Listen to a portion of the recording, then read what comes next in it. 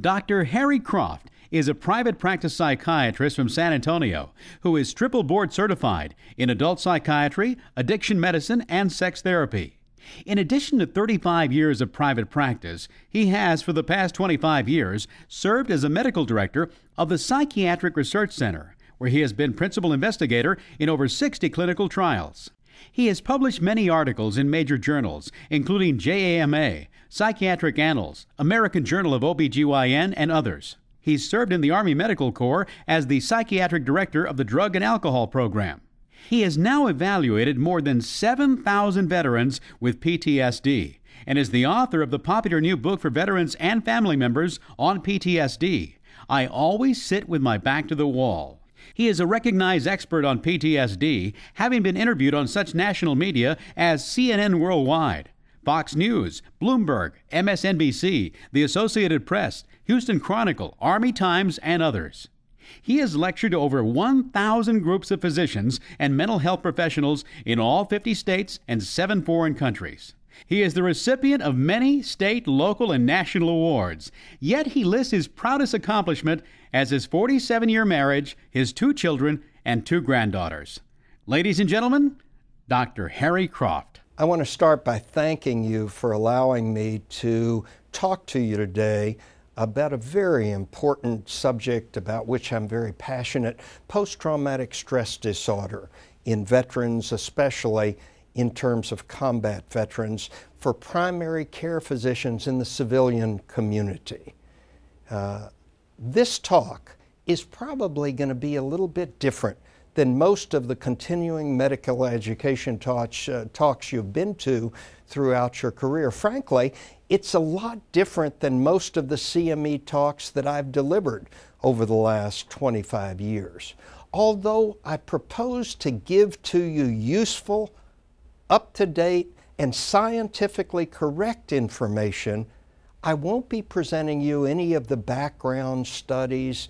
I won't be showing you any graphs. I won't be talking about the statistically significant differences in this talk. In fact, there's not even a need for you to take notes. I'll give you all of the information at the end of the talk. It will be available to you. So what I hope you'll do instead is just kind of sit back and listen as we go through this journey about this important topic of PTSD for the primary care physician. Before I begin, I have to give you the disclaimer. These are the pharmaceutical companies that I've received speaking or consulting or research honoraria from throughout the years. We're going to start with the CME questions. I'll give you the answers to all of these questions during this talk. 1, according to a recent RAND report, the percentage of troops returning from deployment to Iraq and Afghanistan suffering from PTSD is approximately 5%, 10%, 20%, or 40%. Frequent co-occurring disorders with PTSD include all but which of the following? A, substance abuse disorders, B, major depressive disorder, C, bipolar disorder, or D, generalized anxiety disorder. Question number 3. The core symptoms of PTSD include all but which of the following? A, unwanted thoughts, nightmares, or flashbacks, B, hypersomnia, C, being easily startled, or D, social withdrawal. Number 4, which of the following describes the evidence-based treatments shown to help those with PTSD? A, SSRIs, B, exposure and/or cognitive-based psychotherapy, C, benzodiazepines, D, A and B, or E, A, B, and C. 5, surveys have shown that those with PTSD are more likely to have trouble with A, relationships, B, employment, C, cardiovascular system issues and problems, and D, A and B, or E, A, B, and C. Again, We'll give you all the answers as we go along. The learning objectives for this talk. 1, learn common presenting symptoms to civilian primary care physicians of those with combat-related PTSD. Number 2, understand the importance of treating combat-related PTSD in addition to relieving the obvious presenting symptoms. Number 3, be exposed to common misconceptions as well as facts regarding PTSD. Number 4, be exposed to current evidence-based treatments for PTSD. And 5, become familiar with common co-occurring conditions in those with PTSD. Why should you, as a civilian primary care doctor, even care about PTSD? 1, because these vets are suffering. And 2, those who care for and about them are suffering as well. Let me give you a flavor of what it's like to have PTSD. The clip I'm going to show you is from Lieutenant Lee Alley, one of the most decorated Vietnam veterans, receiving the Distinguished Service Cross and co-author of the book Back from War. Listen as Lee describes one of his experiences. To do that, I'm going to take you back a few years. It is so dark, and yet even in this darkness, the light from the moon casts shadows, and as I look at those shadows, is that movement of the enemy or are my eyes betraying me? I can feel the enemy. I know they're there. They're just beyond the grove of banana trees in front of my defensive position. I can feel them. My arms begin to tingle and the hair on my neck begins to stand, and I said, I can feel them. There, I can smell them. My senses have become so keen that I can smell the enemy.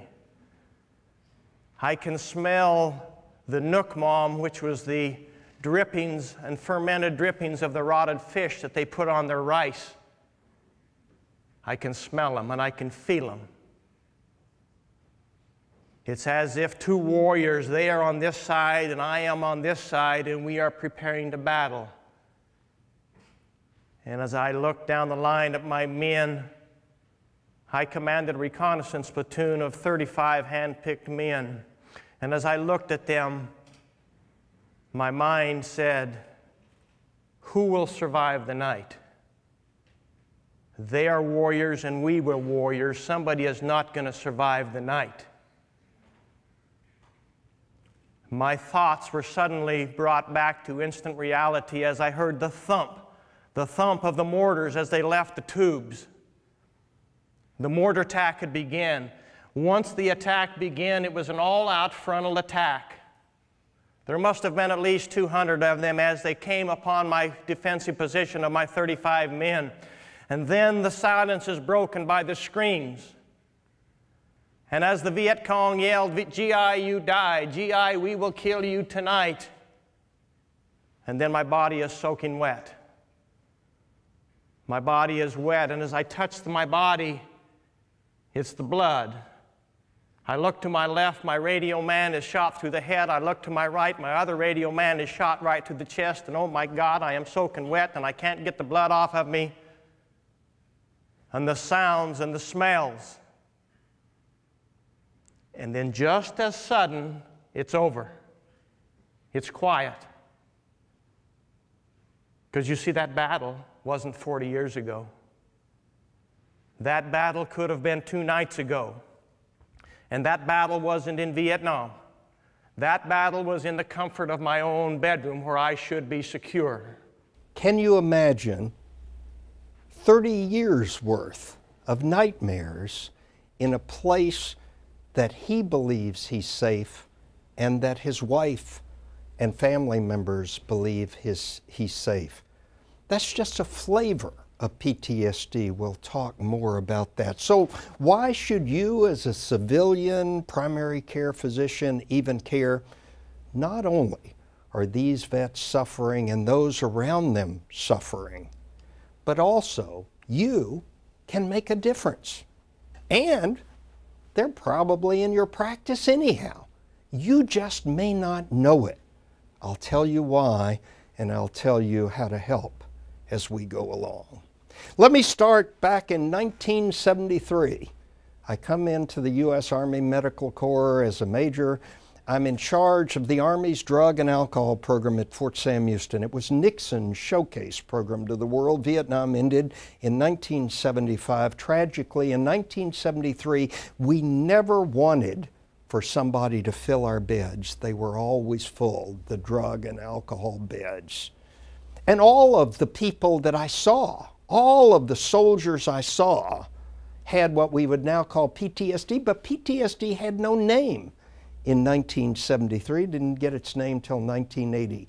But more importantly, we didn't know what to do for these soldiers as well. So what I did is what I was told to do by those above me. I gave useless advice.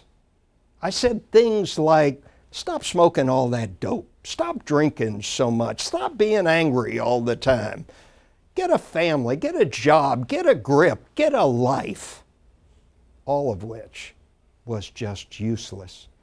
And I'm sure they thought, he not only doesn't get it, he doesn't care. But I did care back in the early 70s, and I do care now.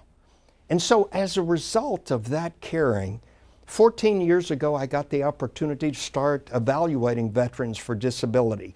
I've now seen 7,000 vets over the last 14 years with PTSD.